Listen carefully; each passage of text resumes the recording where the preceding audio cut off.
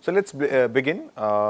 We were on this slide where we were comparing different models while keeping the parameters and the computational cost constant.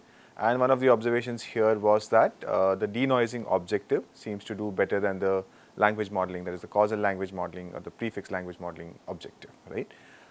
So now let's look at what we'll do now is take a slightly deeper look at different objective functions and again try to compare them a bit better, right? So yeah, so we are going to look at objective functions which fall in this language modeling category, which is prefix LM as well as causal language modeling.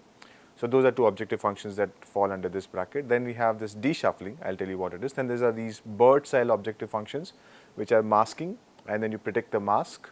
So while masking you can predict a single token or you could predict a sequence, and then you could just predict that token or the missing tokens, or you could predict the entire text. All of that is possible, right? So we look at all of these. So here's an input.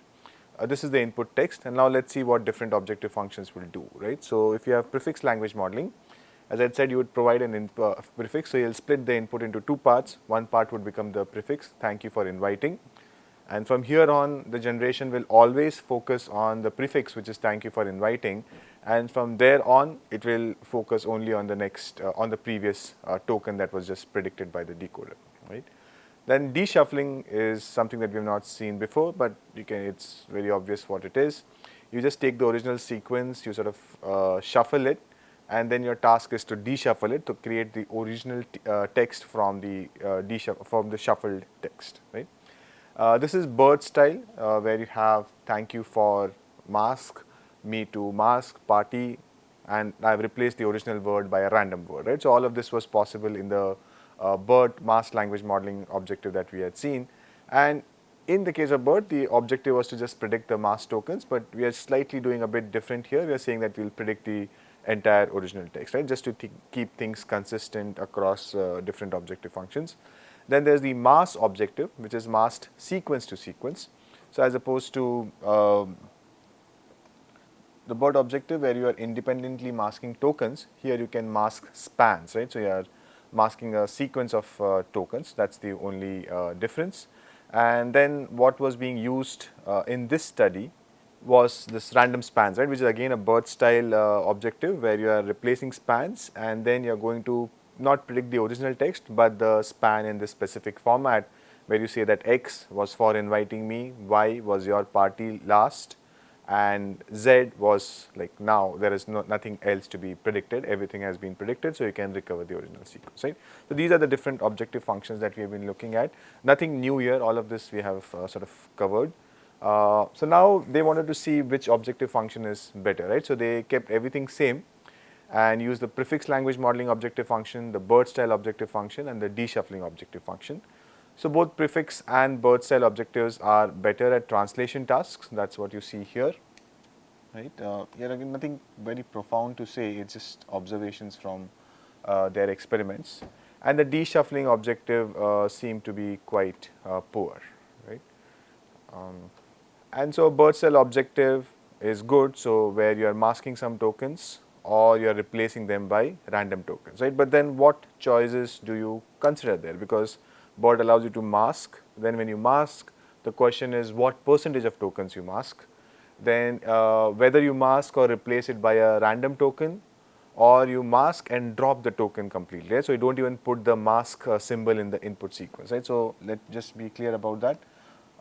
Here I am indicating that there are two words which have been masked by placing the mask symbol, and here I have replaced the word by a random word which is apple, but I could have just dropped the word also, right? So there I am not even putting a mask in its place, right? So all of this is possible. You could do masking, you could replace the token by another token, or you could drop it, and then you could do continuous spans as opposed to single words, right? So all of this is possible.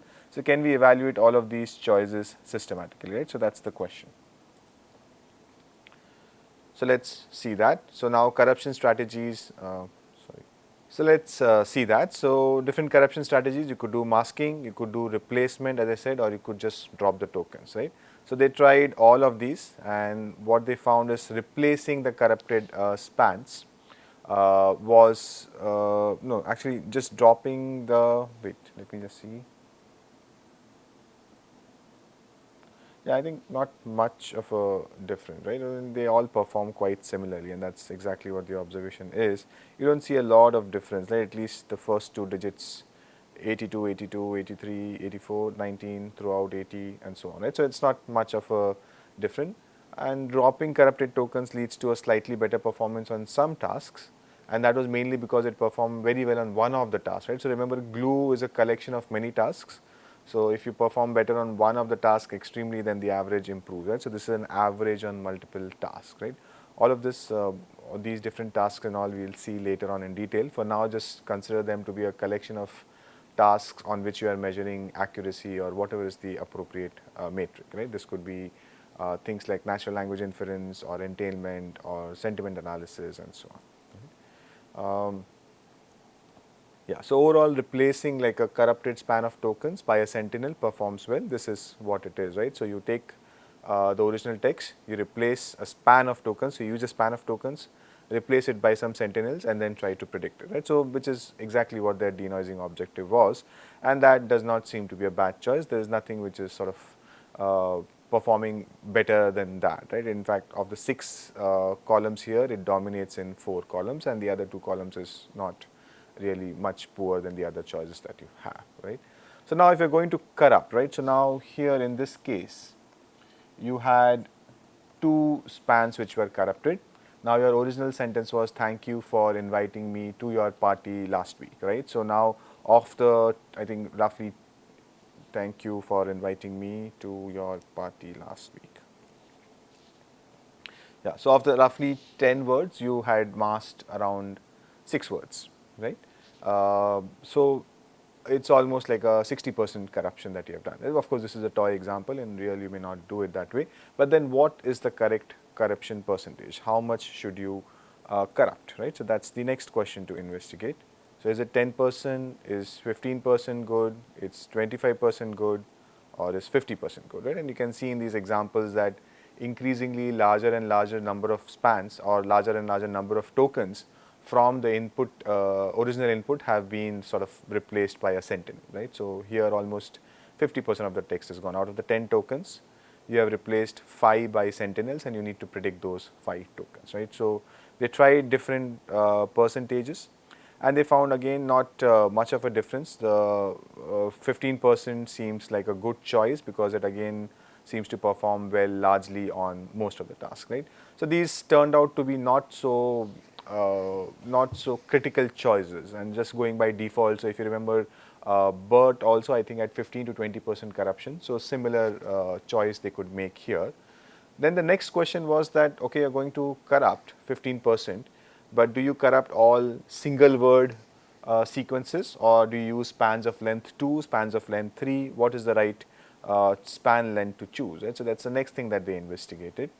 And again, they found that a span length of 3 sort of performs roughly the best, except for 1 or 2 tasks. And when you corrupt a lot of data, quite understandable, if you're going to corrupt entire lengths of spans of length 10, then of course predicting that would be difficult, so the training does not happen very well, and it leads to slight drop in performance on some of the non-translation tasks. But again, nothing dramatic here, right? So you could just go with the default choice. 3 sounds reasonable, span lengths of 3 and 15% corruption, so that looks reasonable, right? So these were choices to be made on what was the right objective function to use. So the denoising objective function, where you replace corrupted spans by masks and then try to predict those, corrupted spans by sentinels and then try to predict those sentinels.